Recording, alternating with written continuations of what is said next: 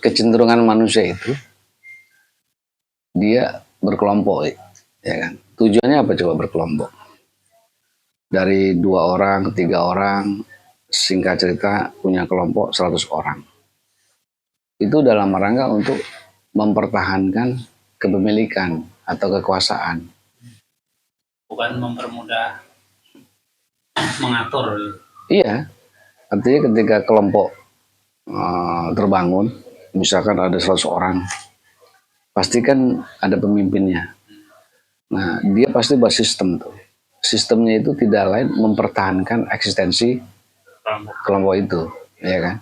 Ketika ada orang lain yang mencoba intervensi, maka itu resistennya tinggi tuh, dia kuat. Gitu. Nah, gitu. Itu tabiat manusia begitu tuh. Maka dalam skala yang lebih luas negara namanya, ya kan? Negara itu kan kelompok dari berbagai suku dan bangsa, ya kan? Contoh Indonesia kan beragam suku dan budaya bangsa. Itu disatukan. Yang menyatukan apa namanya? Negara Indonesia, namanya negara Indonesia. Jadi realitas negara Indonesia itu sudah tertanam di dalam jiwa bangsa Indonesia kan. Artinya resistensi bangsa Indonesia ini pasti dipertahankan oleh orang Indonesia. Nggak mungkin orang Malaysia. Nggak mungkin negara lain, ya kan? Karena orang Indonesia itu bersepakat mempertahankan negara Republik Indonesia. Dalam skala yang lebih luas, agama lebih universal tuh.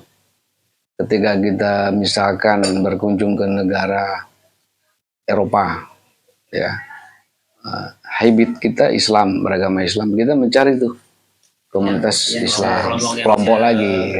Karena dalam kelompok itu ada rasa aman, gitu. Jadi sistem itu sebetulnya. Nah, masalahnya satu sama lain kelompok itu ketika sama kuat pasti benturan. Gitu. Kalau agama ya saling mempengaruhi satu sama lain, ya kan. Debat, apalagi sekarang lagi rame itu di mana? YouTube, debat antar agama, ya kan. Antar mazhab. Politik juga begitu, ada Partai Demokrat, ada Partai Republik, ada segala macam lah. Jadi apa namanya? Pertanyaan besarnya, sistem apa yang paling ideal, ya kan gitu, untuk supaya terjadi yang namanya kesepakatan menyeluruh, tercipta keamanan, kedamaian gitu. Ya kalau kita tarik tidak ada lagi sistem yang telah tercipta dari Tuhan gitu. Jadi Tuhan membuat sebuah hierarki bahwa manusia itu harus dipimpin gitu. Karena tabiatnya mereka berkelompok, bersosial, ya kan. Jadi manusia itu pribadinya itu punya 2 kepribadian, sebagai makhluk sosial, sekaligus juga makhluk individu kan. Nah, kalau individu mungkin nggak terlalu nggak terlalu mempengaruhi, tapi ketika dia punya kecenderungan sosial, makanya sudah punya ikatan. Nah, ikatan ini biasanya sesuatu yang bersifat ideologi, gitu. Maka agama itu sebetulnya ideologi. Nah, tapi dia menerapkan sebuah sistem tata aturan. Di situ ada ekonominya, ada sistem politiknya, ada budayanya, gitu. Sampai pada karakteristik hierarki kepimpinan. Makanya ada nabi-nabi kan. Nabi itu kan pemimpin setiap zaman. Sebetulnya itu dia bertugas untuk apa? Penyeimbang, mengatur alam semesta supaya tidak saling perang, bunuh-bunuhan.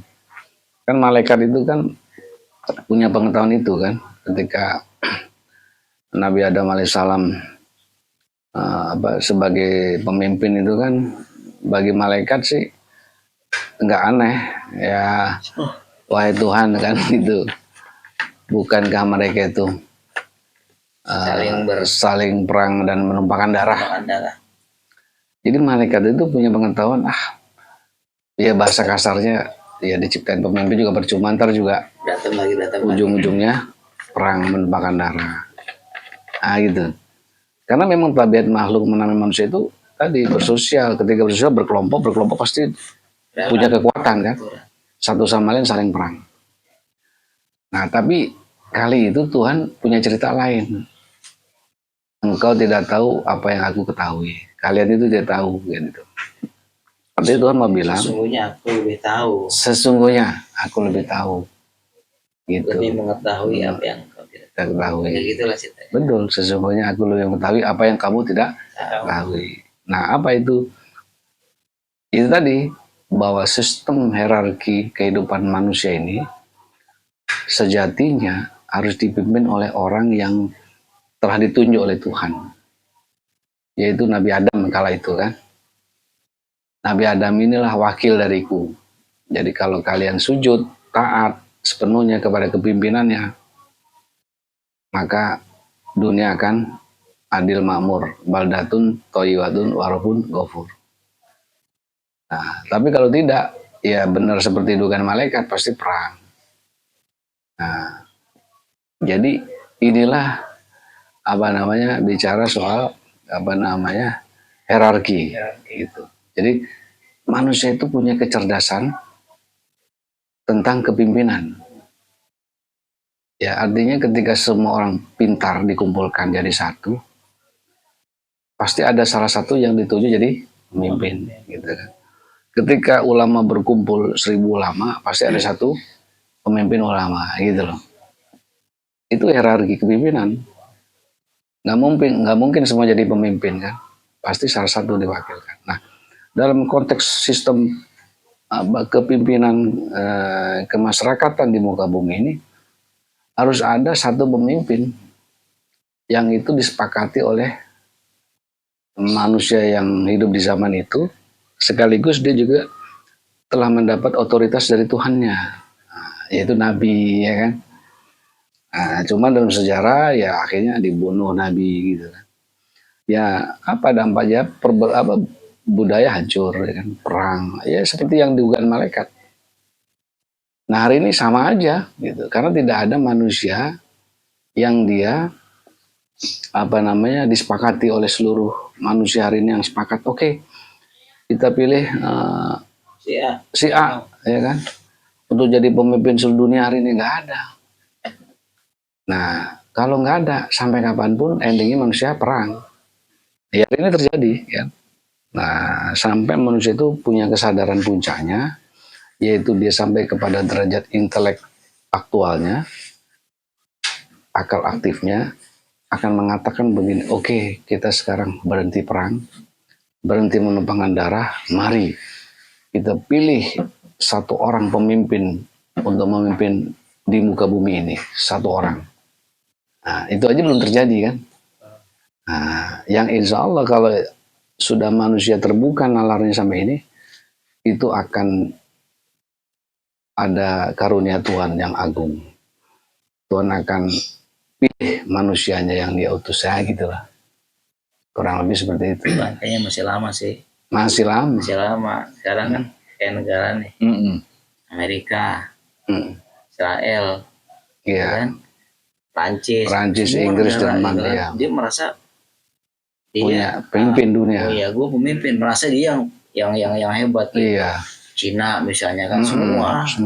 Jadi masing-masing mereka menganggap dirinya lebih mampu daripada yang lain. Persis. Repot kalau kayak gitu. Apapun mau sistem demokrasi, tres politika tetap berbenturan dengan yang lebih kuat punya militer, kalah juga.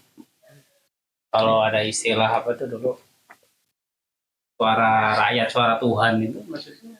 Ya itu sebetulnya masih perlu diuji juga, iya, pernyataan ini. Artinya maksudnya Tuhan sebagai yang punya otoritas malah kalah ya ibaratnya. Itu kan klaim orang yang berpahaman politik materialistik. Sekarang gini, kalau mayoritas masyarakatnya itu tukang judi, tukang riba, tukang mabok, tukang korupsi, pasti mereka akan memilih pemimpin yang sesuai dengan keinginan dia. Apakah itu suara Tuhan? Nah, itu. Terus pertanyakan itu. Kalau mayoritas masyarakatnya bodoh, Bodoh. maka yang dipilih Ya, Bodoh. yang bodoh, gitu. Karena nggak mungkin orang bodoh bisa tahu ada orang yang pinter, gitu. Maka koneksitasnya Tuhan itu telah menuju pemimpin sebelum ada komunitas, sebelum ada kekuatan. Tinggal kamu mengenali pemimpinmu. Makanya ada hadis, barang siapa yang tidak mengenal pemimpin di zamannya, maka dia seperti matinya sebagaimana matinya orang jahiliyah. Bukan berarti dia itu jahil dalam pengertian bodoh, dia punya kecerdasan, cuman dia nggak tahu hierarki. Sehingga sekarang kita tanya deh, orang pintar hari ini apa yang dia bisa berikan? Profesor, doktor, ya kan? Pasti bersifat cabang-cabang aja. Dia belum bisa menyajikan konsep keadilan itu. ini adil ya menurut dia. Menurut dia, Sebatas gitu. teori. Nah, kalau menurut dia berarti subjektif lagi kan? Subjektif lagi. Dia masuk dalam realitas subjektif. Subjektif. Gitu. Gitu. Makanya basic kita adalah kita harus kenali Tuhan kita. Tuhan yang sebenar-benar Tuhan. Bukan Tuhan dalam pikiran. Ya. Bukan konsepsi tentang Tuhan. Bukan konsep tentang Tuhan. Gitu. Makanya kita akan bergelut tauhid. Makanya tauhid itu kan menjadi dasar kan. Ketika dia Tuhan menyebut dirinya Esa, itu kita harus temukan Esanya itu. Jadi kalau dia Esa, itu kan kita harus telusuri. Bayangkan ketika disebut dirinya Ahad, Esa, berarti kan cuma satu nih Pak. Kalau bicara angka nih cuma satu lah ya. Kan nyari satu kan sebetulnya harusnya logikanya gampang. Orang cuma satu, kecuali kalau banyak, susah milihnya kan. Kita ke pasar nih, banyak pilihan. Mau beli apa misalkan. Akhirnya 2 jam itu belum bisa memutuskan kalau mau beli sepatu apa yang cocok. Karena banyak pilihan. Nah ini cuma satu, nggak ada pilihan. Tapi kok nggak ketemu sampai sekarang. Tuhan nama Esa itu kan, nah kayak gitu. Ya emang sengaja sama Tuhan dibikin susah gitu. Supaya manusia mau nyari terus gitu kan. Tapi manusia ada yang nggak mau berpikir pokoknya yang penting ke Tuhan ada dah gitu kan. Iya. Gitu doang gitu. Ada ya ada tapi gue nggak bisa nunjukin adanya di mana. Iya. Bayangkan Pak, kita itu manusia dikasih sakit. Setiap orang kan merasakan sakit. Dan setiap orang cepat atau lambat menjumpai kematian, ya kan? Itu sebenarnya kelemahan kan? Dia nggak bisa menghindari dari sakit dan tua atau kematian. Udah dikasih ciri-ciri lemah aja masih faktanya masih belagu ya, masih sombong, masih ego. Bayangkan seandainya manusia tidak dikasih sakit, tidak dikasih mati. Sombongnya melebihi Tuhan.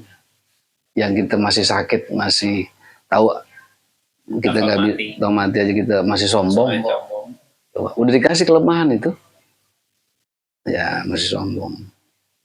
Padahal dia sering ngucapin itu. Iya. Apa kata dia? La haula wala quwata illa billah. Tidak ada kekuatan selain kekuatan itu Tuhan. Kan diucapkan di lisan. Dia ngucapin gitu kan. Cuman dia nggak tahu maknanya itu apa. Padahal semua yang dibutuhkan itu adalah perbuatan Tuhan. Bukan Tuhan. dia. Iya. Makna terbesar dalam hidup kita atau dalam diri kita semuanya anugerah. Semuanya betul, anugerah. Iya. Kita bisa begini. Anugerah Pak. Anugerah yang sangat luar biasa. Kenapa? Karena pada suatu saat nanti bisa aja kita nggak bisa begini. Bisa. Stroke lah, kram lah, semutan lah. Itu yang perlunya kita bersyukur itu begitu. Itu poinnya. Orang menganggapnya biasa aja. Padahal itu adalah anugerah yang sangat besar. Iya. Makanya rasa syukur itu sebetulnya domainnya tidak harus kita punya uang dulu atau kaya dulu. Ya kan? Karena rasa syukur atau rasa bahagia itu bisa menimpa siapa saja kan. Artinya orang miskin bisa bahagia, orang kaya bisa bahagia.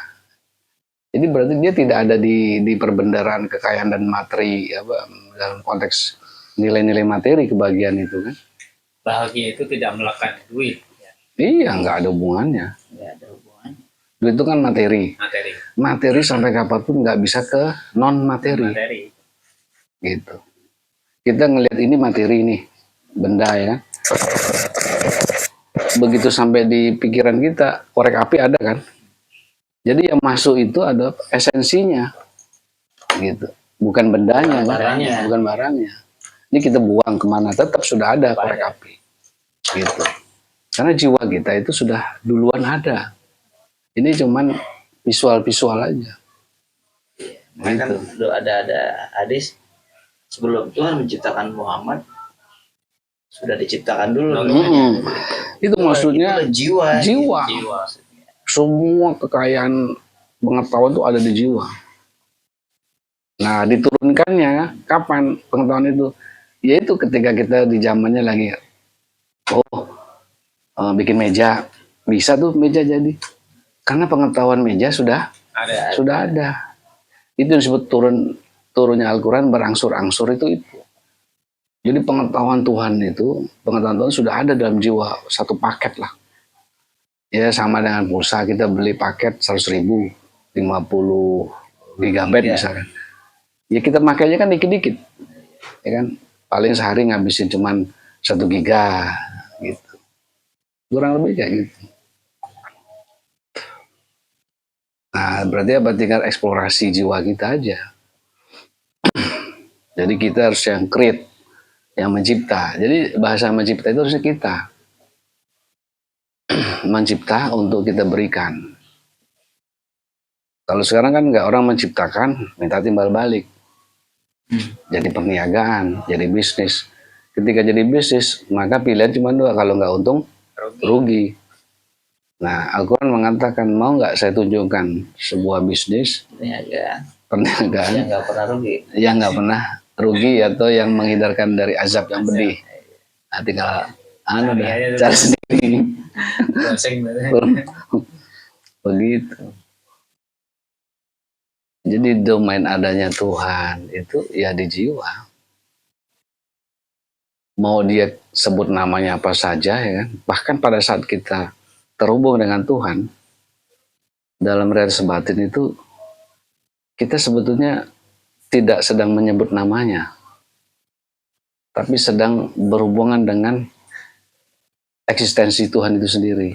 Iya, dengan berhubungan yang punya nama. Punya nama. Sama kita kan ngobrol nih, kan kita nggak pernah pusing nama masing-masing kan. Iya, ngobrol aja kan. Nah gitu. Kan nggak mungkin setiap hari kita ngomong, wahai Bapak Purkon, Bapak Purkon, nama Bapak Erik. Wahai Bapak Erik. Bapak Erik. Pusing kayak kalau Erik. Itu kalau berdua doang Pak Erik. Kalau orang yang banyak gimana? Nah itu. Kita nyebut Erik, kita nyebutin. Jadi realitas Tuhan itu betul-betul bukan di ranah ketika kita sedang berpikir. Maka Tuhan ada fatal itu. Iya, itu adanya di sini berarti kan pikiran gitu. Iya. Apa bedanya ketika kita sedang mikirin motor yang kurang cicilannya belum kebayar. Berarti Tuhan sama dengan motor dong. Iya. Itu. Nah itu. Maka kalau orang sudah sampai pada kesadaran semacam ini, paling tidak dia tidak termakan hawa nafsu. Dia menjadi Adam. Karena Adam itu nggak punya nafsu kan. Kalau punya nafsu namanya Adam nafsu. Tapi kalau itu hawa nafsu. Makanya gitu. Yang punya nafsu itu perempuan. Hawa. Buktinya hawa nafsu. Ada Malik. Ada Malik. Tapi ini intermezzo aja ya kan. Jadi ngaji itu substansinya itu, khusyuknya itu adalah apa yang menjadi pertanyaan sehari-hari kita adalah harusnya menjawab kita, batin. Pasti batin itu menggurui, memberi jawaban. Iya kayak mulai tadi ya, yang Anda pernah bilang. Ketika Tuhan gitu kan, mau menciptakan manusia gitu kan. Kan ada malaikat yang protes gitu kan, bukankah manusia akan menumpahkan darah gitu kan.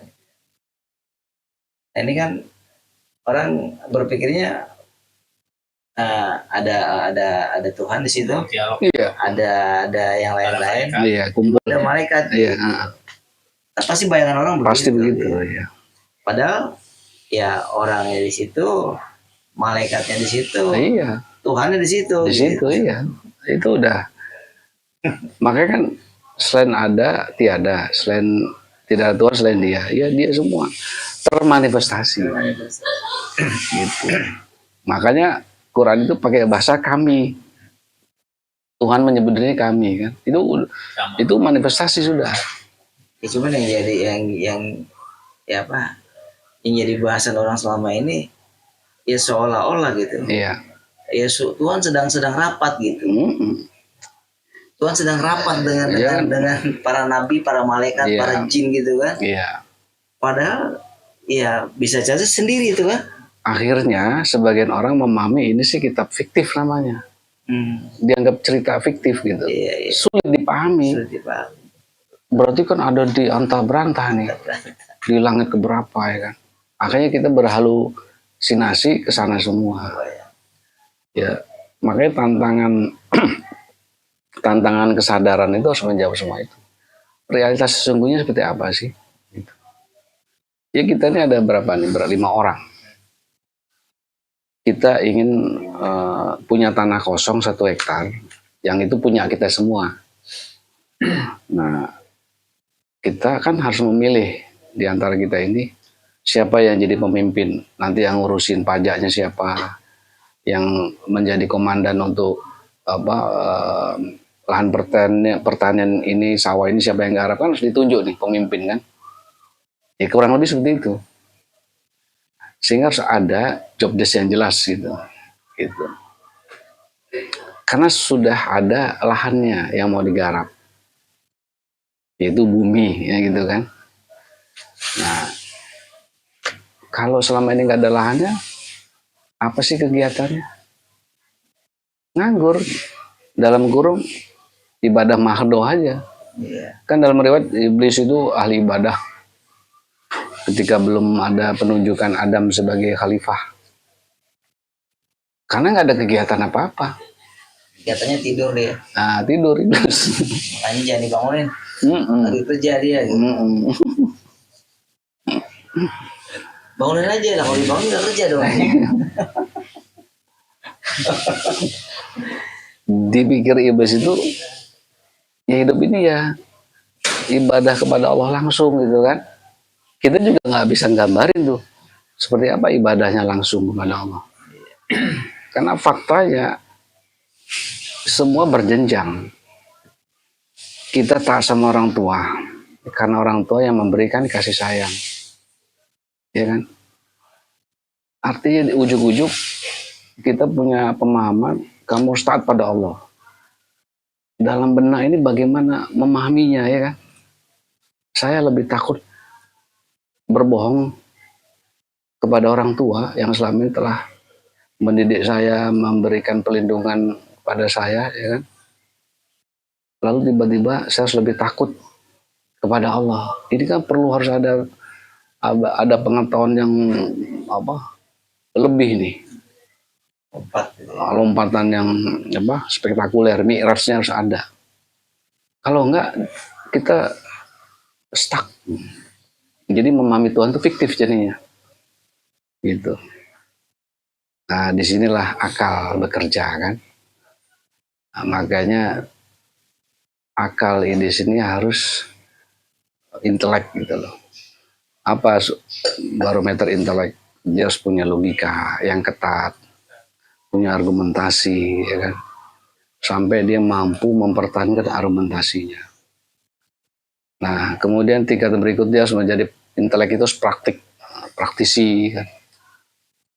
Sehingga dia berjalan di atas intelektual yang aktif, yang faktual, yang data lah istilah. Nah, kita semua memahami seperti itu. Ya, kalau kemudian ada pemahaman yang masih tradisional memahami ya itu penafsiran, ya kan, kita juga menafsir, ya kan, nggak apa-apa karena itu kerja akal.